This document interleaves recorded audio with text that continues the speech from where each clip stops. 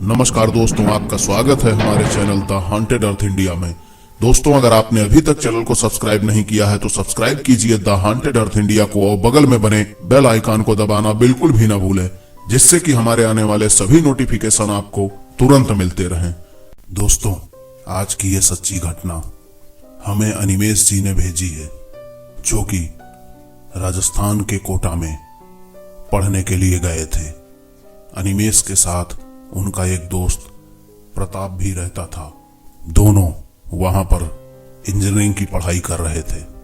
Engineering का पढ़ाई का मतलब आईआईटी के लिए तैयारी कर रहे थे। दोनों चूंकि बड़े घर से थे, इसलिए उनको ना पैसों की कमी थी, ना ही किसी सुख सुविधाओं की। उनकी आदत थी कि वो कभी कभी इधर उधर घूमने भी जाया करते थे। ये बात उन दिनों की है जब वो कोटा से निकल करके यूपी अपनी कार से आ रहे थे। बड़ी ही मस्ती में उनका समय कट रहा था। तभी करीब कोटा से 60 किलोमीटर चलने के बाद उन्हें सड़क पर रात के करीब 11:20 के आसपास का समय था। एक लड़की नजर आती है। वो सोचते हैं कि इतने रात गए, ये लड़की यहां क्या कर रही है। थोड़ा मस्ती के मूड में उन्होंने गाड़ी को रोक दिया। उस लड़की ने ना तो हाथ दिया, ना ही कुछ बोला, लेकिन दोनों ने गाड़ी को रोक दिया।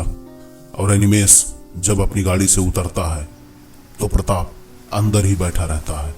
अनिमेश उतर करके उस लड़की के पास जाता है और उससे पूछता है कि मैं आई हेल्प यू, मतलब क्या मैं आपकी मदद कर सकता हूं। वो लड़की कुछ नहीं बोलती है। 4-5 बार अनिमेश पूछता है, लेकिन ना ही वो लड़की अपना सर उठाती है, ना ही कुछ बोलती है। अनिमेश उसका चेहरा भी देख नहीं पाता है। तभी अनिमेश एकदम से गुस्सा जाता है और चिल्लाते हुए उससे पूछता है कि आखिरकार तुम बोलती क्यों नहीं हो कुछ।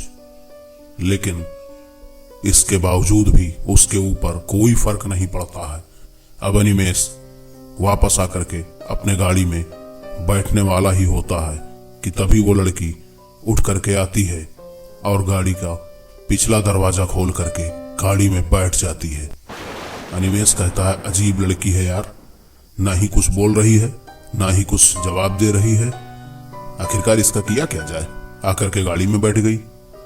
प्रताप बोलता है, अनिमेश क्या कर रहे हो यार, वैसे ही बिराने में गाड़ी रोक दिया, उतर के गए, सड़क पे बड़बड़ा रहे हो, आकर के बैठ जा रहे हो, गाड़ी चलाओ तुम। अनिमेश कहता है, ठीक है मैं गाड़ी चलाता हूं, और वो गाड़ी को आगे बढ़ा देता है। कुछ दूर गाड़ी आगे जब चलती है तो अनिमेश को साफ साफ मिरर में दिखाई देता है कि वो लड़की अपने सर को गोल गोल घुमा रही है। वो गाड़ी को एक बैक ब्रेक लगा देता है और ब्रेक लगाने के बाद वो पीछे पलट करके उस लड़की से पूछता है, आखिरकार तुम हो कौन और तुम ये अजीबोगरीब हरकत क्यों कर रही हो। तभी अचानक से उस गाड़ी में बहुत ही ज्यादा गर्मी महसूस होने लगती है। इतनी गर्मी कि उस गर्मी को बर्दाश्त करना बहुत मुश्किल हो रहा था। तभी प्रताप बोलता है, अनिमेश पागल हो गए हो क्या, कभी कहीं गाड़ी रोक रहे हो, कभी कहीं गाड़ी रोक रहे हो, कभी कहीं पर किसी से बात कर रहे हो, किससे बात कर रहे हो आखिरकार। तो अनिमेश कहता है, अरे जो लड़की बैठी है इसी से बात कर रहा हूं। प्रताप कहता है, कौन सी लड़की, कहां बैठी हुई है। अब अनिमेश की हालत ऐसी हो गई कि जैसे काटो तो खून ना हो। वो कहता है, ये पीछे सीट पर जो लड़की बैठी हुई है क्या तुम्हें दिखाई नहीं दे रही है। प्रताप कहता है, अरे यार पागल हो क्या, कोई तो नहीं बैठा है।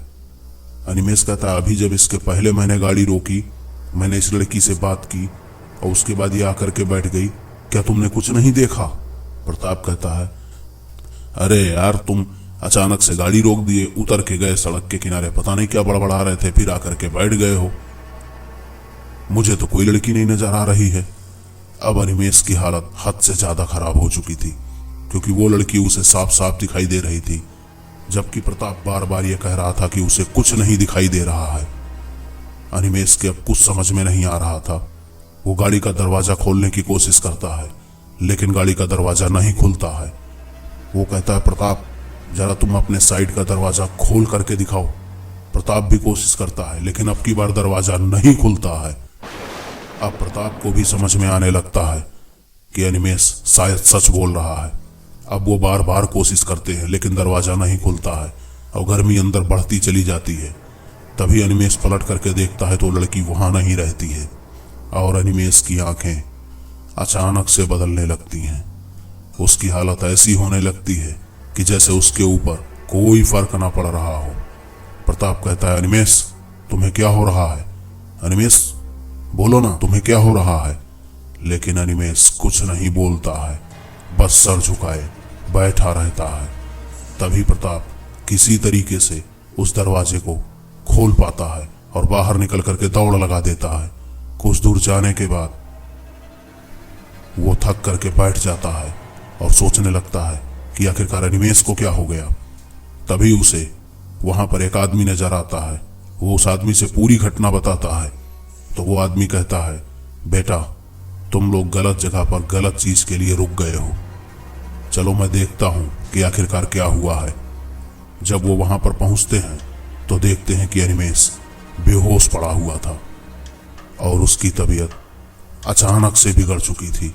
सांस लेने में उसे बहुत दिक्कत हो रही थी और उसका टेम्परेचर भी बहुत ज्यादा हो चुका था। दोनों उसे वहां से किसी तरह गाड़ी से ले जाकर के आगे के एक अस्पताल में शिफ्ट करते हैं। करीब 4-5 घंटे बाद अनिमेष को होश आता है और वो धीरे धीरे नॉर्मल होने लगता है। तब वो आदमी प्रताप से बताता है कि बेटा ये वो जगह है जहां पर ज्यादातर गाड़ियां नहीं रुकती हैं, क्योंकि यहाँ पर कभी कभी एक लड़की नजर आती है और लोग उसे देख करके उससे बात करने के लिए रुक जाते हैं। लेकिन जो भी उससे बात करने के लिए रुकता है वो इस दुनिया में नहीं रुकता है, क्योंकि वो लड़की एक प्रेतात्मा है या यूं कहें कि एक चुड़ैल है। हुआ कुछ यूं था जैसा कि उस आदमी ने प्रताप से बताया कि करीब 11 साल पहले ये लड़की कोटा में ही काम करती थी और वहां से रोज अपने कार से जहां हम तुम मिले हैं वहां से करीब 10 किलोमीटर और आगे अपने घर पर रोज अप डाउन करती थी। लेकिन एक दिन उसके साथ बुरा हादसा हुआ। उसकी गाड़ी वहां पर पंक्चर हो गई और वो उतर करके पैदल चलने लगी। तभी कुछ बिगड़ैल लड़के वहां पर आ गए और उसने इस लड़की के साथ जबरदस्ती करने की कोशिश की। इस लड़की ने अपनी जान बचाने के लिए दौड़ लगा दी और उसी दौड़ लगाने में एक जगह ये एक पत्थर से टकरा गई, जिसके कारण इसकी मौत हो गई। तब से ये लड़की लोगों को कभी कभी दिखती है, लेकिन जिसे दिखती है वो दोबारा नहीं दिखता है। और स्थिति ऐसी है कि अब तुम्हारा दोस्त भी शायद ही दोबारा उठ करके बैठ पाए। अब प्रताप की हालत भी खराब होने लगती है। करीब 5-6 घंटे के प्राथमिक उपचार के बाद अनिमेष को छोड़ दिया जाता है। प्रताप उससे पूछता है कि कैसा महसूस कर रहे हो? अनिमेष कहता है, थकावट बहुत लग रही है, कमजोरी लग रही है, लेकिन अब मैं ठीक हूं। और दोनों गाड़ी से आगे निकल जाते हैं। अगला पूरा दिन वो घूमते फिरते हुए अपना बिताते हैं और शाम के समय तक वो झांसी पहुंचने वाले ही होते हैं कि तभी अचानक से अनिमेष दोबारा से बदलना शुरू हो जाता है। उसकी तबीयत दोबारा बिगड़ना शुरू हो जाती है। वो फिर से शांत होकर के बैठ जाता है, सर झुकाए हुए। प्रताप के बार बार बोलने पर भी वो नहीं बोलता है। प्रताप को लगता है कि शायद वही बात सच हो रही है। वो आओ देखता है नताओ गाड़ी को बहुत तेज बढ़ा देता है और आगे उसे एक शिव मंदिर दिखाई देता है। वो वहीं पर गाड़ी को रोक करके अनिमेष को जबरदस्ती उतार करके उस मंदिर में खींचते हुए ले जाता है। अनिमेष जाना तो नहीं चाहता, लेकिन अपनी पूरी ताकत लगा करके वो उसे खींचते हुए ले जाता है। जैसे ही दोनों मंदिर के अंदर जाते हैं, उसके कुछ देर बाद ही अनिमेष कहता है, मुझे यहाँ क्यों खींच करके लाए हो? जैसे कि वो बेहोशी से जगा हो। तो प्रताप उसे पूरी घटना बताता है और उसके बाद से पूरी रात वो उसी मंदिर के चबूतरे पर बैठे रहते हैं। सुबह होने पर वो वहां से निकलते हैं और उसके बाद से उनके साथ दोबारा कुछ नहीं हुआ। तो दोस्तों, ये थी आज की कहानी। आपको कैसी लगी हमें कमेंट में जरूर बताइएगा।